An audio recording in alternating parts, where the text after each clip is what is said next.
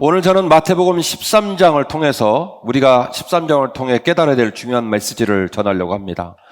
13장을 이해하기 위해서 12장 얘기를 부득불 좀 말씀을 드리고 13장 들어가게 될 텐데요. 12장을 보시면 이런 내용이 나옵니다. 주님께서 안식일 날 회당을 향해 가시는데 너무너무 시장에서 제자들이 밀을 이렇게 밀 이삭을 좀 따서 먹었던 거 기억하실 줄로 믿습니다. 이 일로 마치 가을에 가을거지 추수를 했다는 논리로 예수님의 일행이 어려움을 당하는 모습이 나오게 되지요. 방금 전에 그 일을 겪고 회당에 들어가셨을 때 주님에게는 손마른 병자가 보였습니다. 주님께서는 그 손마른 병자를 보고도 눈 하나 깜빡하지 않고 방금 전에 그 모진 어려움을 겪고도 손마른 병자를 고쳐주십니다. 이후로도 귀신 들려 시각, 청각 장애를 앓았던 병자를 고쳐주시고 또 이 일로 말미암아 바리새인들하고 계속해서 논쟁하는 얘기가 12장에 나오는 내용이 되겠습니다. 12장의 마지막은 이런 얘기로 마감이 됩니다. 예수님께서 그날도 말씀을 증거하시는데 예수님의 어머니와 형제들이 아마 예수님을 찾아온 모양이에요. 제자들이 깜짝 놀라서 예수님에게 얘기합니다. 주님의 어머니하고 형제들이 오셨습니다 라고 물었을 때에 주님의 답변이 이러했습니다. 손을 내밀어 제자들을 가리켜 이르시되 나의 어머니와 나의 동생들을 보라. 누구든지 하늘에 계신 내 아버지의 뜻대로 하는 자가 내 형제요 내 자매요 내 어머니이니라 하시더라. 부모님이 오셨는데 누가 내 어머니고 누가 내 형제와 자매냐 이렇게 반문을 하면서 있는 그 자리에서 부모님을 좀 심하게 말하면 욕보이듯 한 느낌으로 다가오게 된단 말이에요. 누가 내 어머니냐? 누가 내 형제요? 누가 내 자매냐? 하나님 아버지 뜻대로 행하는 자가 내 참 어머니, 내 형제, 내 참 자매가 된다라고 말씀을 하시는 거죠. 잘 아시는 바처럼 우리 예수님 효자입니다. 우리 예수님 인품이 얼마나 속 깊은 분인지 모릅니다. 적어도 12장이 이렇게 마감이 되고 있다는 것은 12장에서 복음을 증거하시는 예수님의 행보에 계속해서 충돌을 일으키고 그 복음을 받아들이고 있지 않는 일련의 흐름들 속에서 예수님이 주시고자 하는 메시지를 강하게 어필하기 위해서 그 예수님의 가족들을 예로 들어서 가면서조차도 믿음이 뭔지를 얘기하고 있는 거죠. 내 아버지 뜻대로 행하는 자가 나의 어머니요 나의 형제요 나의 자매니라 이렇게 절박한 삶의 자리에서 저항하면서 12장이 끝나게 됩니다. 그리고 이제 우리가 함께 말씀을 오늘 들으실 본문은 13장에 나오는 본문이 되겠습니다. 13장에는 7가지의 비유가 나옵니다. 몇 가지요?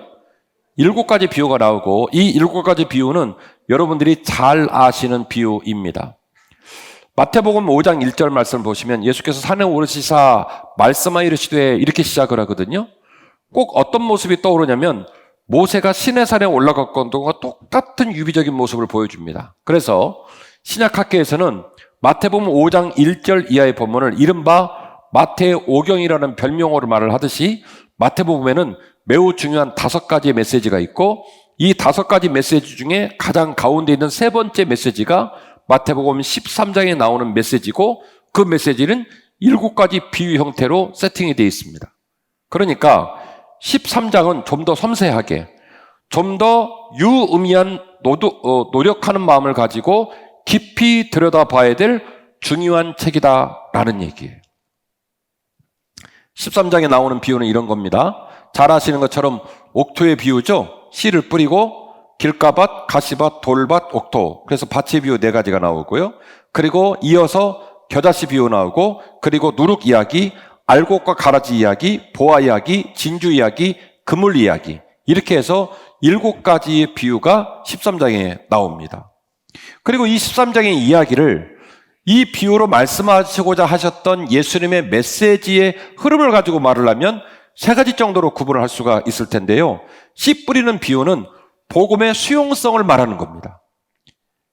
하나님 아버지께서 우리에게 복음을 뿌리시고 씨처럼 복음이 뿌려질 때에 그 복음을 어떻게 받아들일 것이냐라고 하는 복음의 수용성. 그리고 겨자씨와 누룩의 비유는 이 뿌려진 복음이 어떻게 점진적으로 확산될 수 있겠느냐라는 것을 이야기하기 위해서 이 비유를 드셨고, 세 번째로 보아와 진주와 그물의 비유는 이 복음이 그만한 가치가 있느냐, 이 복음 안에 어떤 기쁨이 있기 때문에 우리에게 이 복음을 때로는 보화로, 때로는 진주로, 때로는 그물로 비유를 했느냐, 이 얘기예요. 제가 지금 여러분에게 이렇게 글로 다 정리를 해드린 이유는 13장에 나오는 7가지 비유가 따로따로 떼어서 읽으면 된다는 거예요, 안 된다는 거예요? 안 된다는 거예요. 13장에 나오는 7가지 비유는 서로 아주 유기적으로 연결되어 있습니다. 그래서 각자의 비유의 진의를 파악하기 위해서는 앞뒤에 있는 또 다른 비유의 지원을 받아야 돼요. 그래서 13장의 메시지를 잘 이해하려면 7가지 비유 전체를 세트로 잡수셔야 돼요. 그래서 13장에 나오는 비유를 따로따로 떼어서 읽는 것은 썩 좋은 생각은 아니다. 13장에 나오는 7가지 비유 전체가 주고 있는 메시지가 무엇인지를 통전적이고 유기적으로 이해를 해야 될 필요가 있다라고 하는 것이죠. 13장을 여러분에게 설교하면서 먼저 우리가 좀 생각해 보아야 될 지점이 있는 것 같습니다. 한국교회 풍토인데요.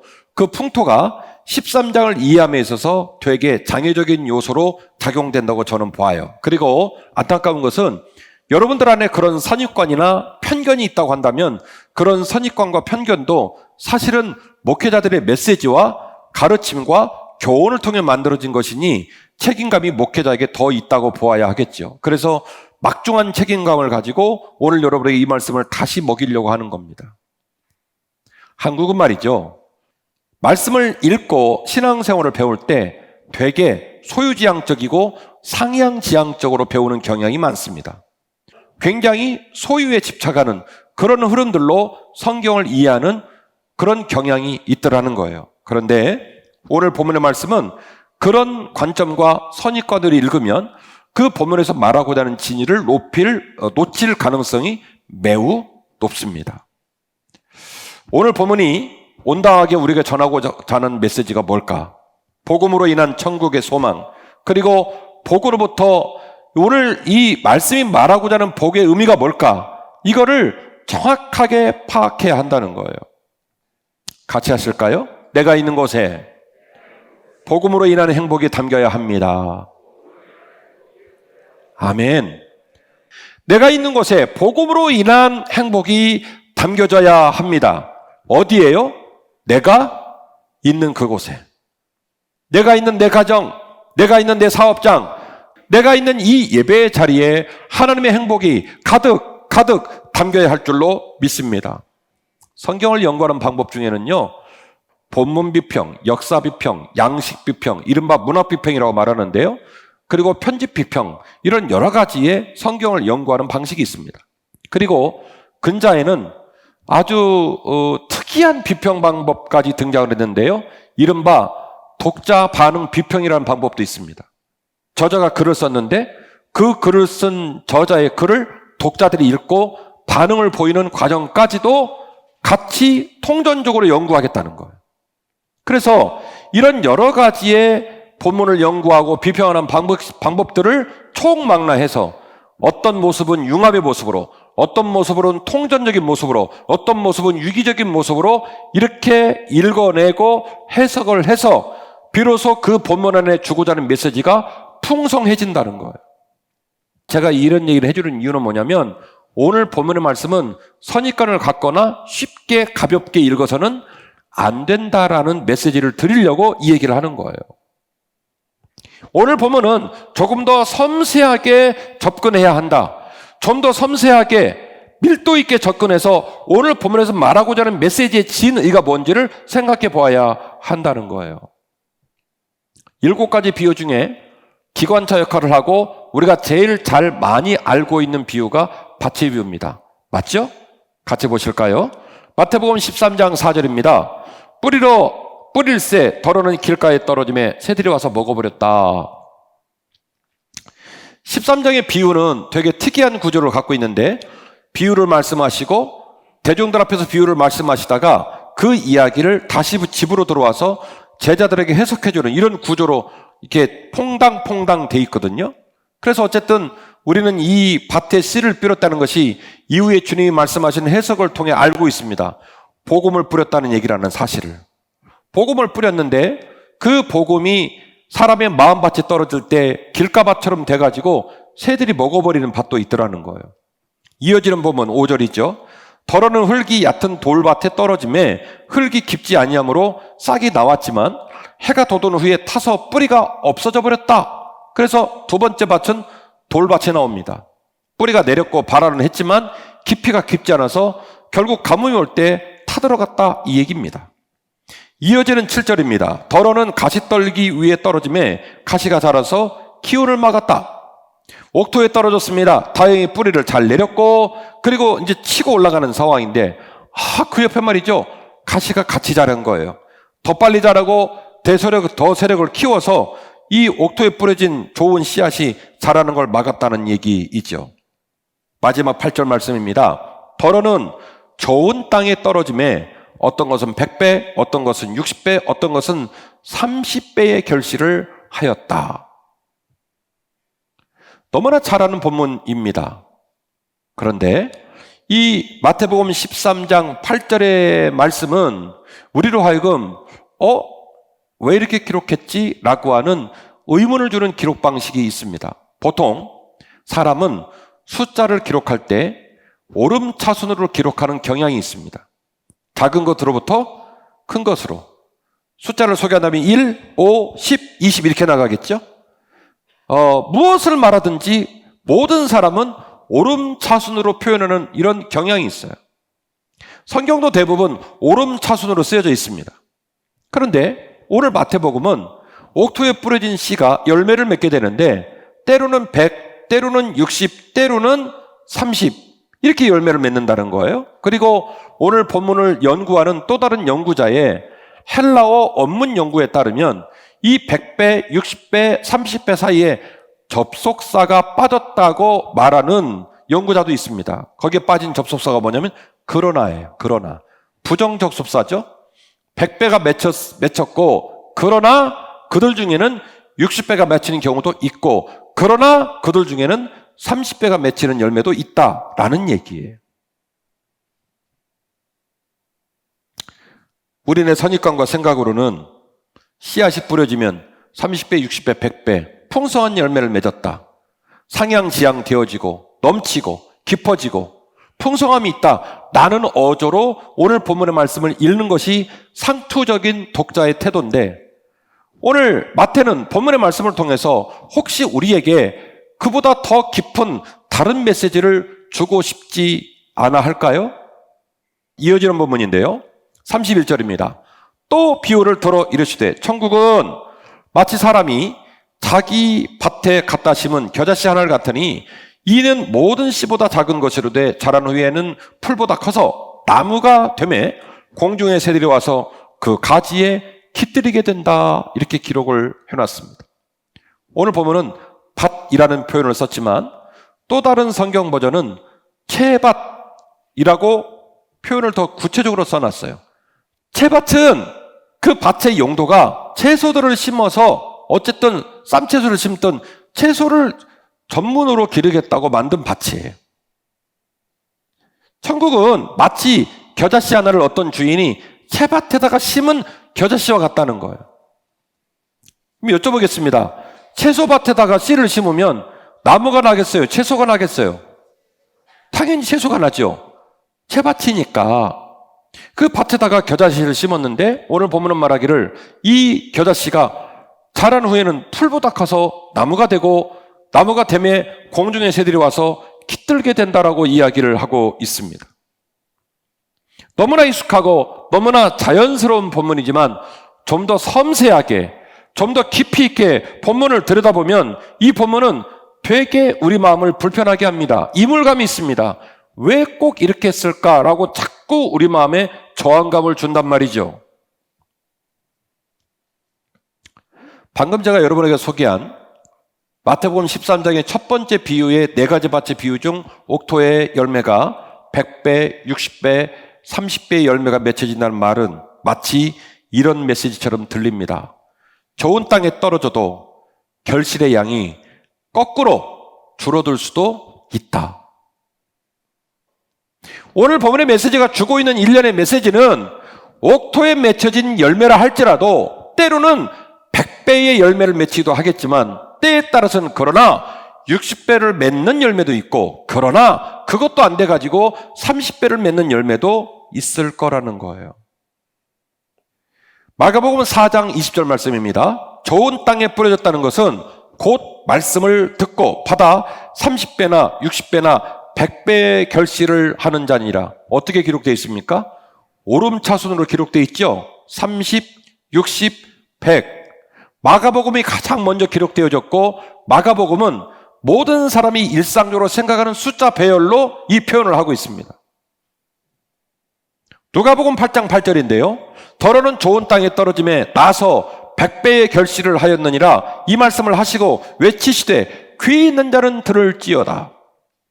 누가복음은 아예 30배 빼고 60배 빼고 딱 몇 배만 해놨냐면 100배만 얘기를 해놨어요.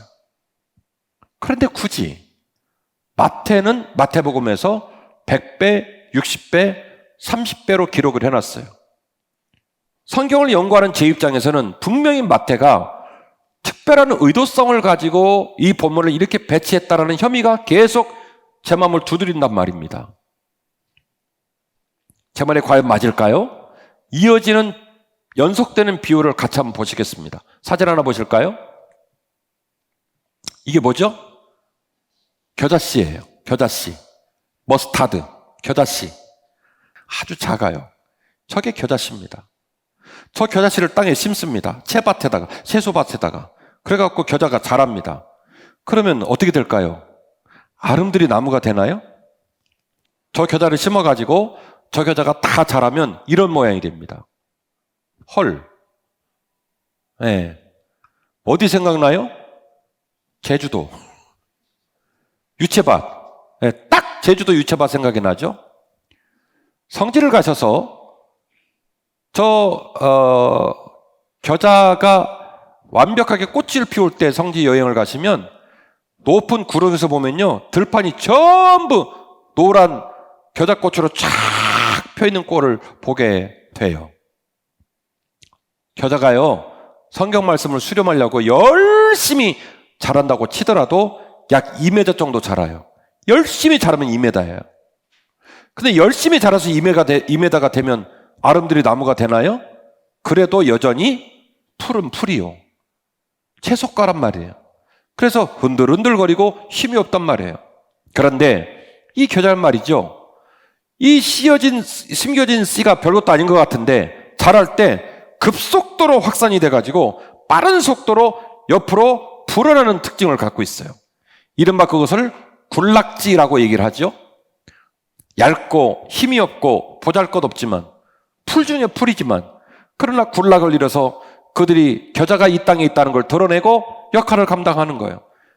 그래서 이 이스라엘 지역에 있었던 겨자라는 나무의 이 생태를 연구해 볼 때도 오늘 비유로 말씀하고 있는 이 겨자씨의 비유가 이 문장 안에 담겨진 더 깊은 뜻이 있겠구나라는 것을 우리가 생각해 볼 수가 있다는 거예요. 주석가 킹스베리나 후프만은 이에 관하여 세계적으로 확장되는 복음을 염두에 두고 겨자꽃에 자라는 모습을 말씀하셨다, 이렇게 얘기하고요. 주석 중에 가장 권위 있는 주석이라 말하는 WBC 주석이나 또는 독일판 성경에서는 어떻게 얘기하냐면 힘없는 자, 깨진 자, 버림받은 자, 병자, 더 나아가 이방인들에게까지 복음이 급속도로 확산될 것을 염두에 두고 말씀하신 걸로 보인다, 이렇게 이야기를 하고 있습니다.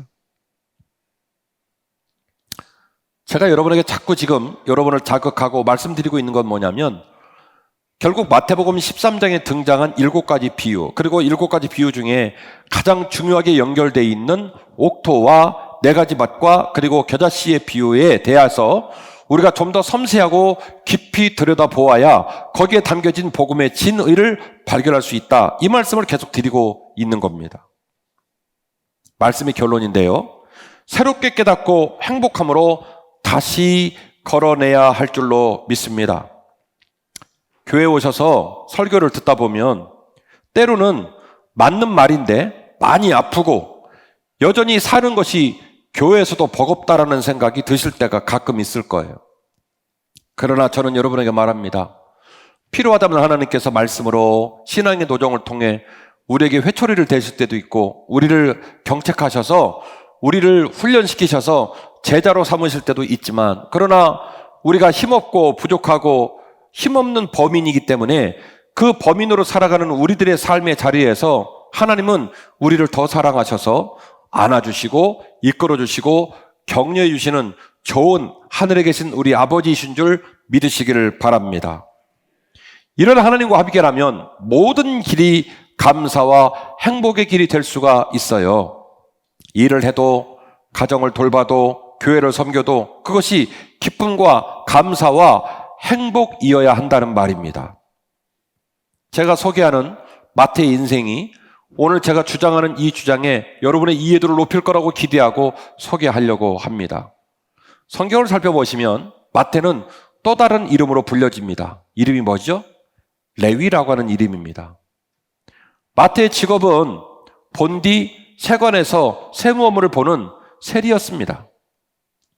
그래서 마태는 모든 고향 사람들과 이스라엘 민족들에게 미움을 받고 욕을 먹는 사람이었습니다. 그러나 마태는 그것을 개념치 않습니다. 왜냐하면 마태의 가치관, 마태의 삶의 방식, 마태의 삶의 모토는 그런 것들을 소중하게 생각하지 않기 때문에 그렇습니다. 돈만 벌면 됩니다. 소유지향적. 내가 만일 30을 벌었다면 60을 벌어야 되고 60을 벌었다면 100 벌면 그걸로 족한 겁니다. 상향지향적. 그래서 소유지향적이고 상향지향적으로 인생을 살아왔던 사람입니다. 마태복음 9장 10절 이하의 본문입니다.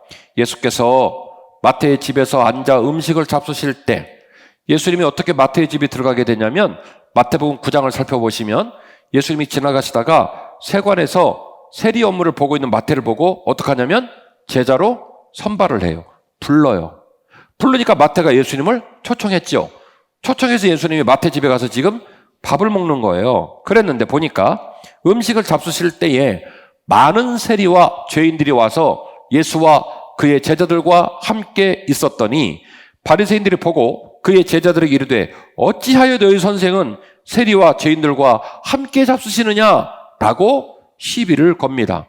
매우 온당한 시비입니다. 세리 마태인 죄인인 민족을 배신한 세리 마태를 제자로 불러들이는 것도 마음에 안 드는데 거기다가 덧붙여서 마태 집에 가서 밥을 먹어버렸어요. 근데 가니까 직업이 세리니까 다른 세리들도 너무나 많았고 그 세리와 함께 연합해서 불의한 방법으로 돈을 벌고 사는 죄인들도 너무나 많았다는 거예요. No problem. 마태는 그런 상황을 별로 괴념치 않았던 인물입니다. 그러나 그가 이제 예수의 제자가 되고 예수님께 배우고 예수님께 은혜를 입고 예수님과 동행하는 과정을 통하여 마태는 아마도 더 이상 그렇게 살고 싶지 않았던 것 같아요.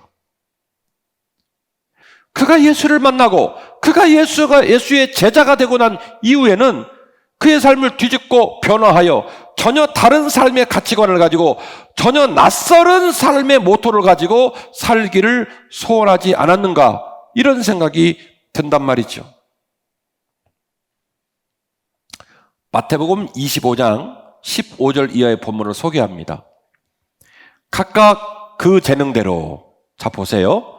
각각 그 재능대로 주인이 종들을 불러가지고 종들에게 뭘 맡깁니다. 그런데 그 맡기는 기준이 뭐냐면 각각 그 재능대로. 여쭤볼게요.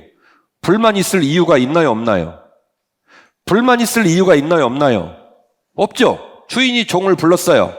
그 종들의 재능대로, 그 종들의 달란트대로 그들에게 뭔가를 주는 거예요. 그냥 준 게 아니라, 그냥 차등을 준 게 아니라 그 사람의 재능에 맞게끔 뭘 줬다는 거예요.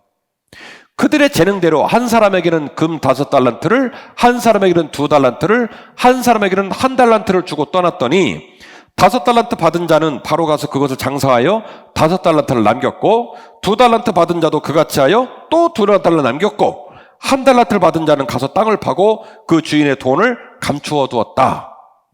보십시다. 명백히 그런 정사가 느껴집니다. 주인이 불러가지고 어떤 사람은 5개, 어떤 사람은 2개, 어떤 사람은 1개를 줬다는 거예요. 5개 받은 사람이 감사합니다. 그리고 열심히 일했대요. 2개 받은 사람도 감사합니다 하고 열심히 일했대요. 그런데 1개 받은 사람이요, 그거를 땅 파고 묻어버렸어요. 어떤 마음이었을까? 열받은 거예요. 속상한 거예요. 어떤 놈은 5개 주고 어떤 놈은 2개 주고 난 뭐야? 그 땅에다가 그냥 처박은 거죠. 느끼셨습니까? 지금 25장도 숫자 배열을 오름차순으로 배열합니까? 내림차순으로 배열합니까? 내림차순으로 배열을 하고 있는 거예요. 이걸로 거꾸로 뒤집어 볼까요? 누구를 불러서 1달란트를 줬어요. 그리고 또 다른 사람 불러서 2달란트 주셨어요. 그리고 다른 사람 불러서 5달란트 주셨어요. 문제 돼요, 안 돼요? 안 되죠. 이렇게 되면 순서대로 주면 문제 안 생겨요. 1달란트 주고 보내면 되니까. 근데 이걸 거꾸로 준 거예요. 5달란트를 주고 2달란트 주고 하나를 주니까 이걸 이른바 전문 용어로 상대적 박탈감이라고 그래요. 원래 내 것이 아니었어요. 원래 내 것도 아닌 돈을 주인이 준 거예요. 감사할 일이거든요. 그런데 감사가 안 나와요. 분노해요. 열받아요. 왜냐하면 어떤 놈은 2개 줬거든요. 또 어떤 놈은 5개를 줬거든요. 아니, 죄송해요. 어떤 놈이 아니라 어떤 분에게는 2개를 주고 어떤 분에게는 5개를 줬거든요. 그러니까 마음이 불편하고 감사하지 않는 거예요. 그런데 왜 마태는 마태복음을 통해서 마태복음 25장에서조차도 달란트의 비율을 들어줬을 때 5달란트, 2달란트, 1달란트 이걸 거꾸로 배열을 해서 메시지를 주고 있을까?